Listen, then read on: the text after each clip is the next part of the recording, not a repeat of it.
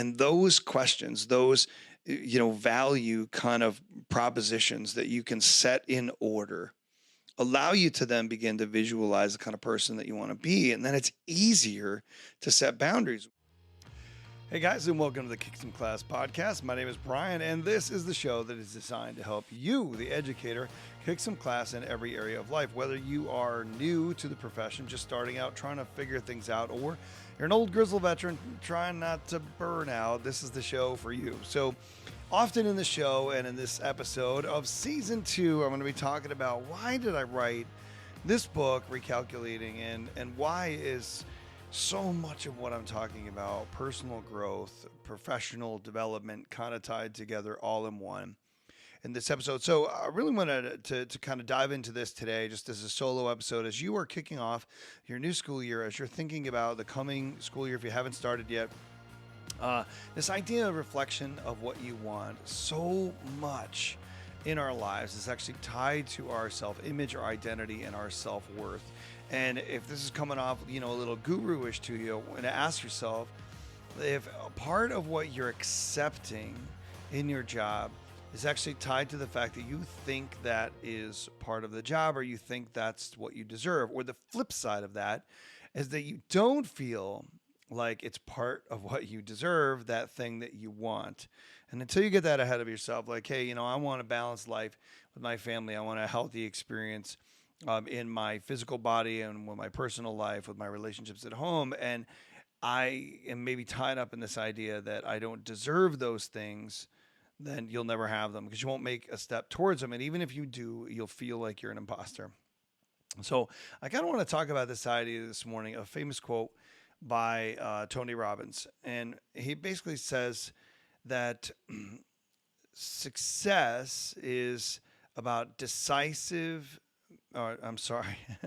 determined massive action. And I wanted to add a couple things to this, but also to kind of pick it apart a little bit. As I thought about what it means to have a decisive or determined massive action, I kind of keyed in on a few things, and I wrote them down here as a note in front of me. Massive, right? Like, don't dabble. If there's something that you want, you got this side job that you want to do, or maybe a different stream you want to take with your life, whether that's a physical thing or a professional thing, that you can't just make a little thing here, a little bit there. You got to take massive action. You got to do something big. You've got to do it consistently. You got to do it for a period of time. And I've noticed this throughout my life, that the times that I felt stifled, those were the times when I wanted results fast, and I wasn't willing to maybe put in the time to see those results catch up. Start this podcast and you go 5, 6, 7 episodes. Oh gosh, maybe it isn't growing as fast as I would like, so people would quit. But you're only going to see the growth when you give it time, and you give people time to get a feel for who you are and what you want to say, and whether they believe in you or know you, like you, trust you, whatever that is. And hopefully in season 2 that you found this podcast and that's it. But I wrote this book, Recalculating, and so much of it is about this idea that we have these overflows in our lives. And the more I think about that, it's not really overflow, it's unity. You can't actually have a successful career truly if your personal life is falling apart. And you can't have a successful career if your physical health is falling apart either. Now, you may have a successful day here or there, but if it's affecting relationships at home, it's affecting your personal life, your health, it's not effective in the long run. And therefore, when we look back and read, it's not going to be effective as the way we look at your life. So I want to kind of think that through this morning. From your personal life to your physical health, do you have a statement that you want to live by, right? Something that you absolutely want to do. And then are you taking massive action toward that thing? So I'm going to take a little trip off the rails here for a second. I want in my career as an educator highly engaged students. I want them to be enthusiastic. I want them to connect with me as a person, and I want them to own the leadership of their own education. The question that is that, am I taking massive action towards that? or is it just a belief that's nice to have on a poster like we all have on our walls, right? So that's the first part. You're taking massive action. You're not dabbling. You're not stepping halfway in. You're not like, oh, I don't think this is really what I want. No, you believe in yourself. You're going to say it, you're going to do it, and you're going to follow through. Number two is instead of adding just decisive action, this idea of courageous.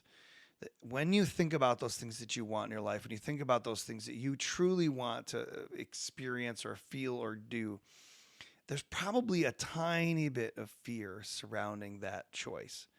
Like stepping forward and doing that thing probably has you just a little bit fearful. Like, I don't know if I can do it. I don't know if, who am I to share this information? Who am I to step out and share what wisdom I have? Who am I to do this thing that I want to do? And that is actually a perfect indicator that you are the right person. And I wish I could credit the person who said this. And they said, but who am I not to do this?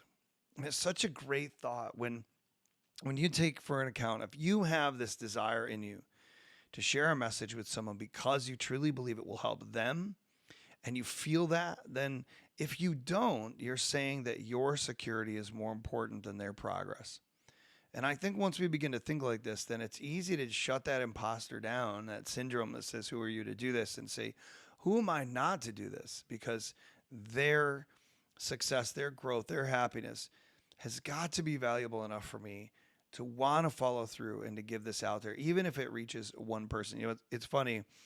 When I kicked off my second YouTube channel, which ironically enough, I stopped to channel into TikTok and to channel into this podcast, but it was all about personal growth. And I mentioned something in there about that I had to do this, even if it was just for one person. And that one person, it was me.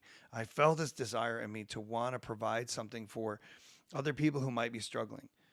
People who might have had this idea that they had an idea, they were stifled in their life, they were burned out, they were frustrated, they were annoyed, they were disenfranchised, they were depressed, and that they wanted to take a step forward and make a difference in their life, but also in the life of somebody else's.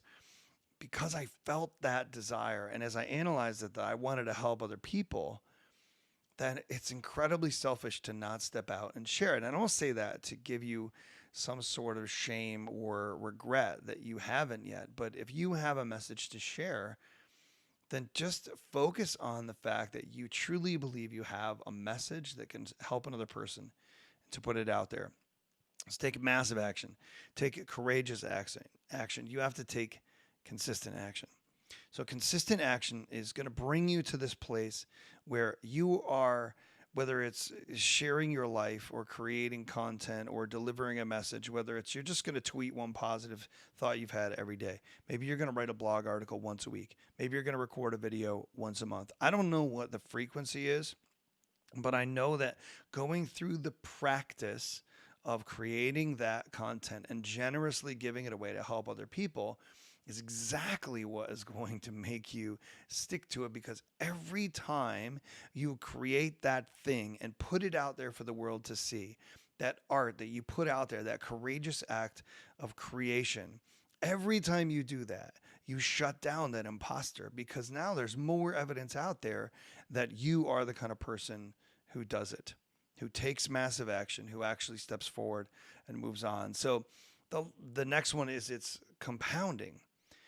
Things compound, and that's kind of what I was getting at, is you created it once and then you begin to add to it and then you begin to clarify and then you have this idea, and sooner or later that confidence in yourself builds to where it's so much easier when you know who you are, you know what you want, you know what you have to say, you know who you can help.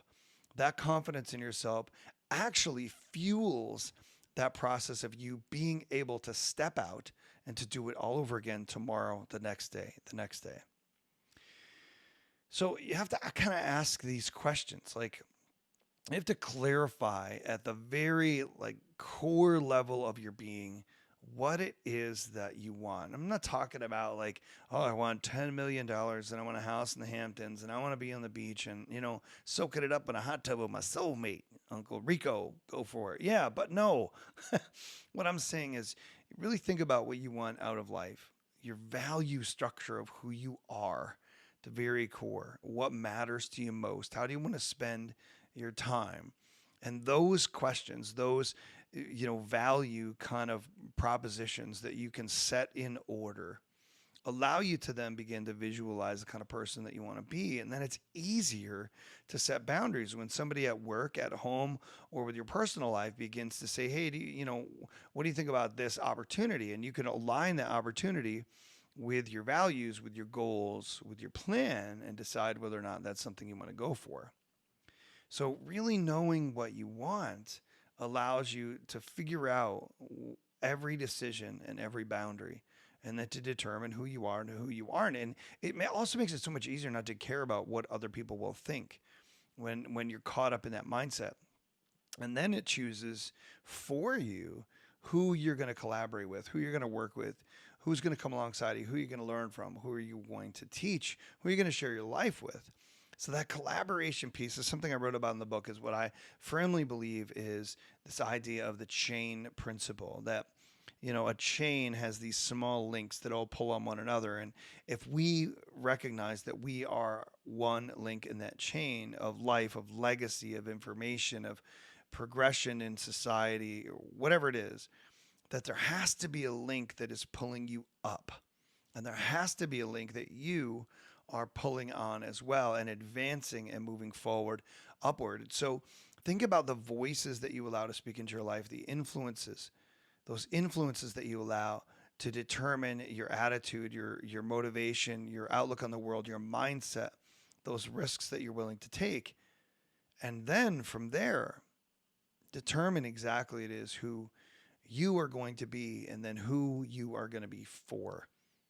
So if you are taking massive, courageous, consistent, compounding action that is clarified on what you truly want in life, collaborating with the people who can level you up and who you can coach and mentor and level up, then the last little piece is to find someone who can coach and curate that process along the way. This is sort of like somebody from the outside who can observe your life, observe your action, observe your choices, observe your values, and help you process those things when you find yourself getting stuck.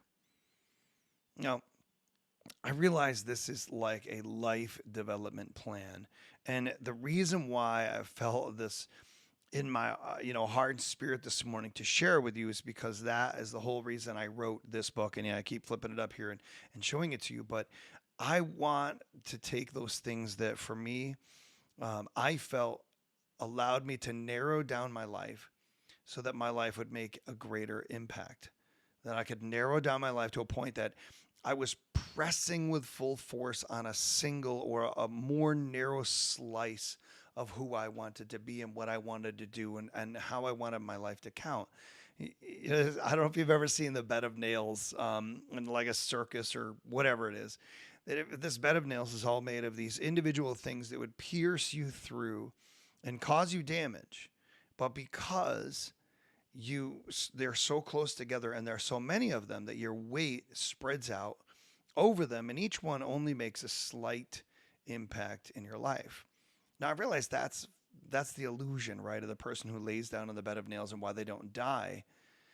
But the flip side of that is how we truly never live if we're living like that bed of nails. We have 1,000 things that we're trying to do, 1,000 things where we're trying to make an impact, but because we can't actually put enough force behind any one of them, that when it's all said and done, when our life is over, when that time at work is done, or whatever it is, we didn't actually make a dent.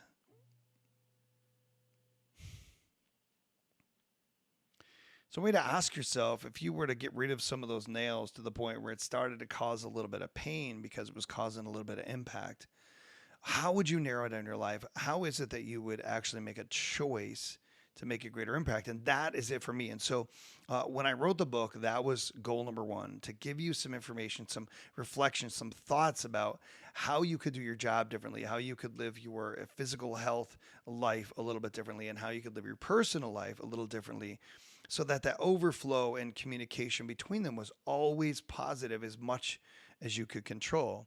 And for me, this is all part of a spiritual journey, right? I don't talk about this a whole lot, and for a long time it was because some people get so turned off by the idea of a spiritual life. But for me, this is a greater connection, a deeper connection between why I was put on this earth and how the impact of God in my life was meant to carry out and to spill over onto the lives of those around me, above me, below me, and how can I generously share the things that the struggles, the challenges, the successes, the lessons that I've learned with other people so that they can have a greater impact. I want to build a bridge. I want to build a shortcut. And a lot of that comes through gifts like this. Now, of course, I'm selling the book, but part of that is because I believe that you don't actually get out of something unless you're willing to put skin in the game.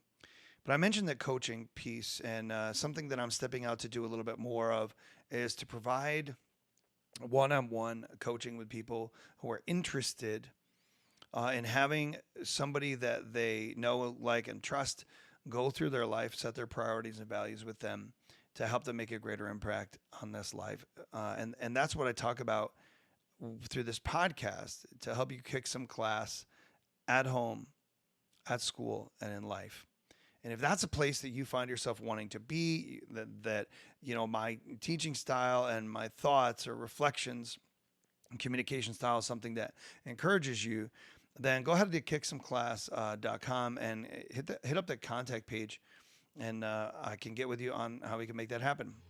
All right, guys. Well, I hope that this episode helps you kick some class, helps you think about your life a little bit more and how personal development actually impacts your classroom. But go out and grab a copy of the book, Recalculating. It's on Amazon right now. And I'll catch you in the next one.